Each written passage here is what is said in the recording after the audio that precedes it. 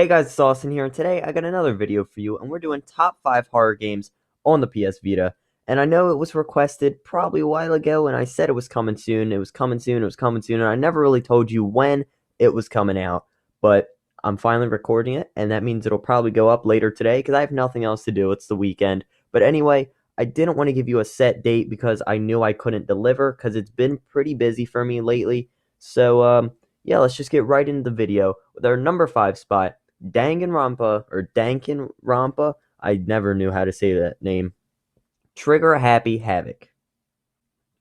Danganronpa Trigger Happy Havoc. Trigger Happy Havoc casts player in the role of Makoto Nagi, a student of Hope's Peak Academy, who finds himself trapped in a game of mutual killing among his students. The gameplay is similar to the style in Ace Attorney series, revolving around investigation and finding contradictions, albeit with an emphasis on faster gameplay. Each chapter of the game features two styles of gameplay: school life, in which the player explores the academy and progresses through the story, and the class trials, where the player must deduce the culprit of a crime. This game is really popular in the East, but over in the West, this game has lost its popularity as it moved over, and especially in America, not just in Europe.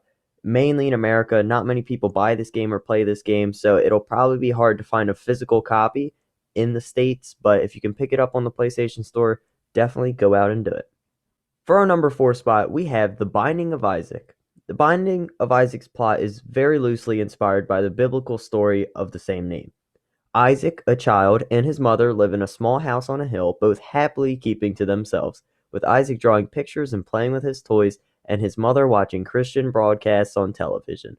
Isaac's mother then hears a voice from above, stating her son is corrupted with sin and needs to be saved.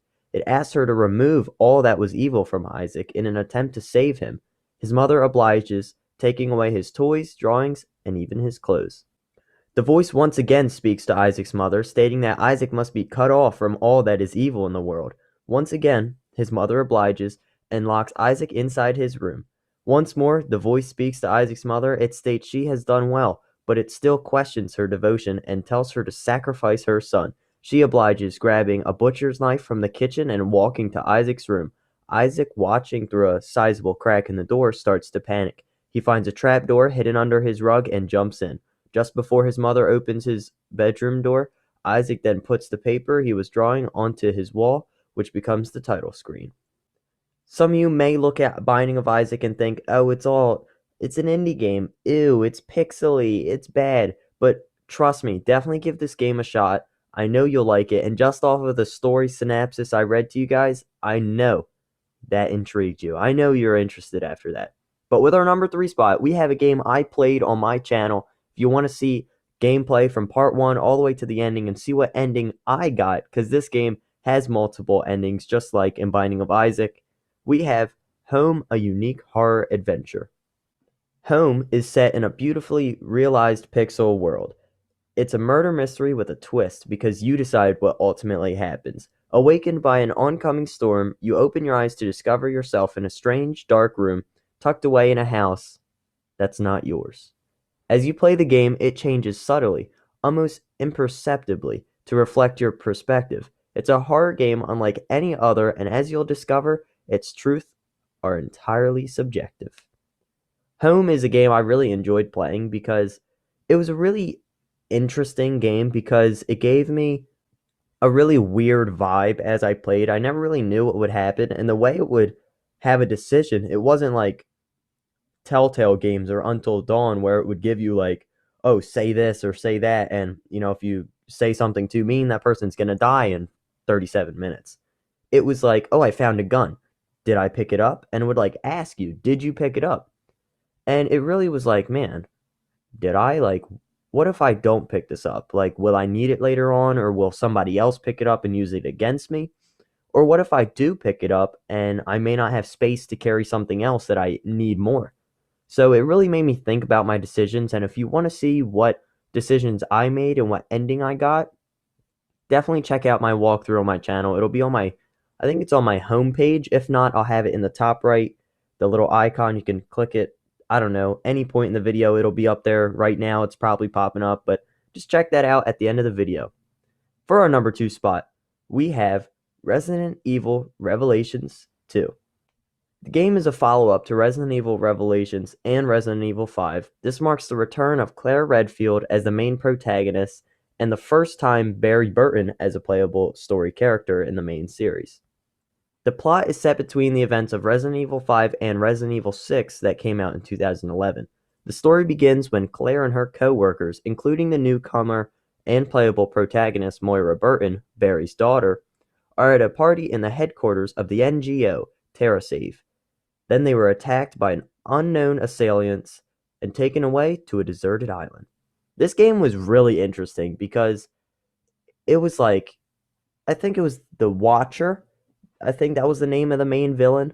But you got put on an island and it was the Watcher. It was watching you do everything. They had cameras and you had a little heartbeat monitor on your wrist. And if it turned to red, you would turn into a monster. And it was insane because it was like, holy shit, like my person could really turn into like a zombie, I guess you could call it, at any point, or Moira, anything could have happened. And it was really interesting to see what would happen because it turned into not just like a shit, we got to get this thing off, but it turned into more of a prison break. Like, we got to get off this fucking island, man. Like, if we don't, we're going to die. Or we're even worse, we're going to turn into a zombie. Like, we need to get out of here and tell somebody. It was just overall a really interesting game. I prefer to play it on the PS4, but on Vita, it's still not a horrible game. Definitely give it a shot. For our number 1 spot, we have Lone Survivor. A nameless man in a surgical mask, referred to in the game as You, has been living in an apartment for an unspecified amount of time after a disease has turned most of the world's inhabitants into mindless, zombie-like monsters. The man is alone and unsure if there are any survivors. In the opening scene, which is a dream, he meets a man with a box in his head, a man in blue with gunshot wounds, and a girl in a blue dress. In the waking world, the man is out of supplies and is forced to explore for food, weapons, and other survivors. Following leads picked up from his radio, annotated maps, and discarded diary entries, the man explores the apartment complex infested with monsters. He is contacted over the radio by a man who refers to himself as the Director, who occasionally provides the man with flares, bullets, human and cat food, kitchen supplies, and electronics. Though their encounters are brief, the man and the Director begin to form a friendship. He also encounters multiple times the girl from his dreams, who he claims seems familiar. As he explores, a series of bizarre, seemingly paranormal events occur, and it seems the man is struggling with his sanity.